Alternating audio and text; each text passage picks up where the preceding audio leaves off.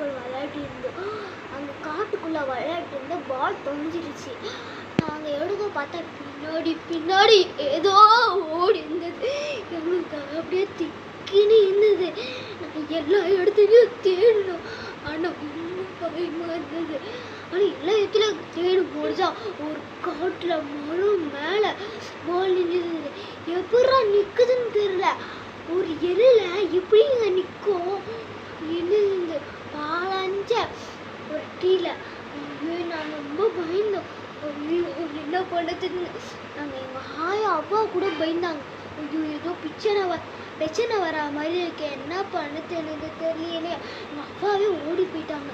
சரி வாங்க நான் ஃப்ரெண்ட்ஸு கூப்பிட்டு வரேன். அப்படி ஃப்ரெண்ட்ஸு கூப்பிட்டு வந்தால் இது எடுக்க முடியாது, இது பால் வேணாம் அப்படின்னு சொல்லிட்டு வந்துட்டாங்க. ஆனால் எனக்கு அந்த பால் ரொம்ப பிடிக்கும். நேற்று பார்க்க வந்தால் காணும் பாலை. எப்படா காணும்னு தலையை பிடிச்சி உட்காந்துட்டேன்.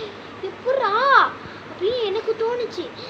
எப்படி காண போச்சுன்னு ரொம்ப யோசிச்சேன். பார்த்தா நைட்டு கருப்பா வெள்ளியா அப்படியே உட்காந்தது. நான் அழுந்து போயிருந்தேன். எனக்கு ரொம்ப பயமா இருந்தது.